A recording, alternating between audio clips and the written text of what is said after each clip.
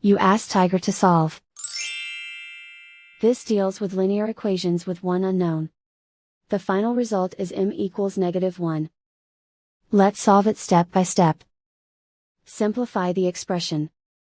Expand the parentheses. Multiply the coefficients. Simplify the arithmetic.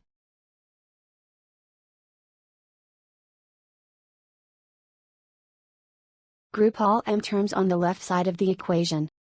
Subtract 49m from both sides. Group like terms. Simplify the arithmetic. Group like terms. Simplify the arithmetic. Group all constants on the right side of the equation. Add 9 to both sides. Simplify the arithmetic.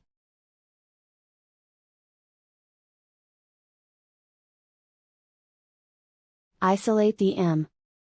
Divide both sides by -54. Cancel out the negatives. Simplify the fraction. Move the negative sign from the denominator to the numerator.